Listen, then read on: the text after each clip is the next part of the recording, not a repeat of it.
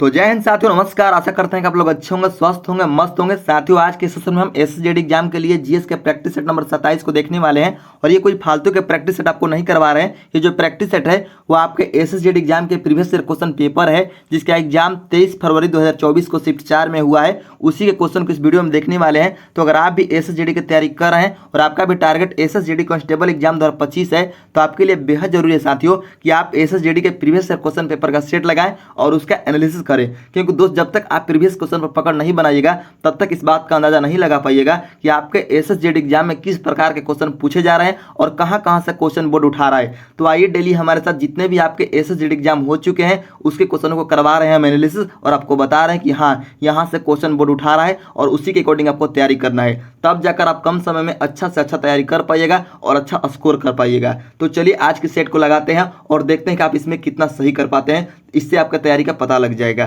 तो चलिए देखते हैं क्वेश्चन नंबर पहला से। तो क्वेश्चन नंबर पहला में दिया है दोस्तों, डैश के पास संसद के किसी भी सदन को आहूत करने और स्थगित करने या लोकसभा को भंग करने की शक्ति है। यानी क्वेश्चन ये कह रहा है कि भारत में किसके पास संसद के किसी भी सदन या लोकसभा हो या राज्यसभा हो, उसको आहूत करने और स्थगित करने या लोकसभा को भंग करने की शक्ति है। और आपके ऑप्शन में दिया हुआ है प्रधानमंत्री, भारत के मुख्य न्यायाधीश, लोकसभा अध्यक्ष, राष्ट्रपति। तो इसका आंसर क्या होगा साथियों, बताइएगा आप लोग। इसका आंसर हो जाएगा ऑप्शन नंबर 4, यानी कि राष्ट्रपति। जो राष्ट्रपति है दोस्तों, ये अनुच्छेद 85 के अनुसार, किसके अनुसार, अनुच्छेद 85 के अनुसार संसद के किसी भी सदन को या लोकसभा हो या राज्यसभा हो, उसको आहूत कर सकते हैं या स्थगित कर सकते हैं या लोकसभा को भंग कर सकते हैं। ठीक है, याद रखिएगा। तो इस क्वेश्चन का राइट आंसर हो गया ऑप्शन नंबर 4, राष्ट्रपति। नेक्स्ट आपका 2 नंबर क्वेश्चन, और 2 नंबर क्वेश्चन में दिया हुआ है साथियों, निम्नलिखित में से किसे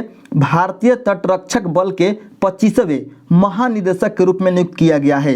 किसे भारतीय तटरक्षक बल के 25वें महानिदेशक के रूप में नियुक्त किया गया है। और आपके ऑप्शन में दिया हुआ है कृष्ण स्वामी नटराजन, राकेश पाल, वीरेंद्र सिंह पठानिया, राजेंद्र सिंह। तो आप बताइएगा इसका आंसर क्या होगा साथियों। इसका आंसर हो जाएगा राकेश पाल, यानी कि ऑप्शन नंबर 2 राइट आंसर हो जाएगा। राकेश पाल को साथियों भारतीय तटरक्षक बल के 25वें महानिदेशक के रूप में नियुक्त किया गया है, याद रखिएगा। नेक्स्ट है आपका 3 नंबर क्वेश्चन, और 3 नंबर क्वेश्चन में दिया है साथियों, निम्नलिखित में से कौन भारत की कोकिला के रूप में लोकप्रिय थी यहाँ पर होगा, ठीक है, फीमेल है। निम्नलिखित में से कौन भारत की कोकिला के रूप में लोकप्रिय थी। तो यहाँ पर ऑप्शन में दिया हुआ है Indira Gandhi, Sarojini Naidu, Margaret Thatcher, Beryl Markham. तो आपका राइट आंसर हो जाएगा ऑप्शन नंबर 2 हो जाएगा, यानी कि सरोजिनी नायडू। जो सरोजिनी नायडू है दोस्तों, इनको भारत की कोकिला कहा जाता है, भारत कोकिला कहा जाता है, याद रखिएगा। नेक्स्ट आपका 4 नंबर क्वेश्चन। 4 नंबर क्वेश्चन में दिया हुआ है साथियों, कौन सा खेल अपने खिलाड़ियों के कौशल स्तर का आंकलन करने के लिए एलो रेटिंग सिस्टम का उपयोग करता है। कौन सा खेल अपने खिलाड़ियों के कौशल स्तर का आंकलन करने के लिए एलो रेटिंग सिस्टम का उपयोग करता है। और यहाँ पर ऑप्शन दिया हुआ है शतरंज, बास्केटबॉल, टेनिस, बैडमिंटन। तो आपका राइट आंसर हो जाएगा साथियों शतरंज। जो शतरंज खेल है दोस्तों, ये अपने खिलाड़ियों को कौशल स्तर का आंकलन करने के लिए एलो रेटिंग सिस्टम का उपयोग करता है, याद रखिएगा। नेक्स्ट है आपका 5 नंबर क्वेश्चन। 5 नंबर क्वेश्चन में दिया हुआ है साथियों, वर्ष 2001 की भारत की जनगणना के अनुसार कुल साक्षरता दर कितनी है। वर्ष 2001 की जनगणना, 2011 नहीं कह रहा है, देखिएगा ध्यान दीजिएगा, 2011 नहीं कर रहा है, 2001 कह रहा है। 2001 यहाँ पर दिया हुआ है। वर्ष 2001 की भारत की जनगणना के अनुसार कुल साक्षरता दर कितनी थी या कितनी है। तो यहाँ पर आपका राइट आंसर हो जाएगा 64.83%। 64.83% था उस समय भारत की साक्षरता दर, याद रखिएगा।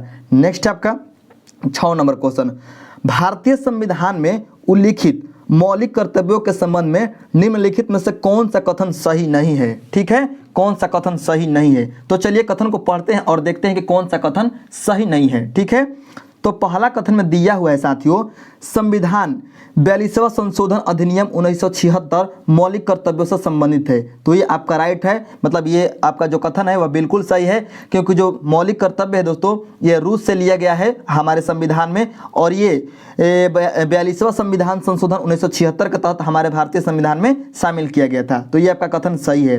कथन नंबर 2 में दिया गया है, संविधान 86वां संविधान संशोधन अधिनियम 2002 मौलिक कर्तव्यों से संबंधित है। तो ये भी आपका कथन सही है। ठीक है, नेक्स्ट आपका 3 नंबर, और 3 नंबर में कहा जा रहा है यहाँ पर मौलिक कर्तव्यों का उल्लेख भारतीय संविधान में भाग 5 के ए में किया गया है। तो ये बात आपका बिल्कुल गलत है, ये कथन बिल्कुल गलत है, क्योंकि जो मौलिक कर्तव्य है दोस्तों ये भारतीय संविधान के भाग 4 के ए में, भाग 4 के ए में या अनुच्छेद 51 के ए में जो है किया गया है उल्लेख। ठीक है, किसका? मौलिक कर्तव्य का, न कि भाग 5 के ए में। ठीक है, तो ये आपका गलत हो जाएगा। और हमें क्या चुनना है साथियों?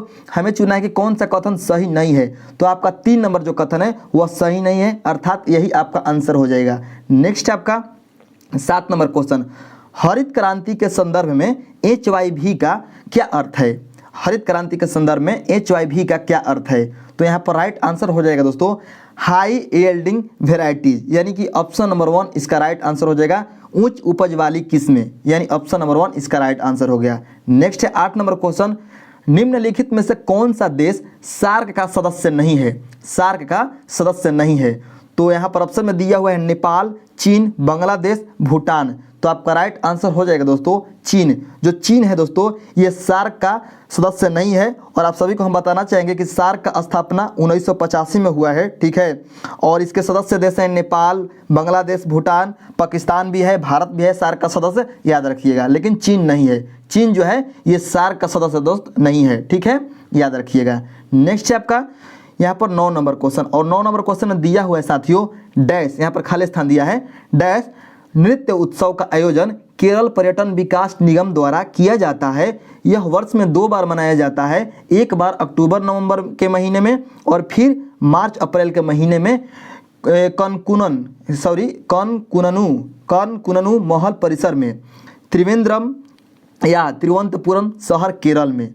तो यहाँ पर देखिए इस क्वेश्चन का राइट आंसर हो जाएगा निशागंधी उत्सव। जो निशागंधी उत्सव है दोस्तों, देखिए इतना लंबा चौड़ा क्वेश्चन नहीं आना चाहिए था, लेकिन ये जो आपको सिर्फ याद रखना है कि जो निशागंधी नृत्य है या निशागंधी उत्सव है दोस्तों, ये आपके कहाँ से? केरल राज्य से संबंधित है। जहाँ भी आपको निशागंधी लोग के ऑप्शन में दिखाई दे और केरल दिखाई दे और निशागंधी, आपको इसको कनेक्ट कर देना है।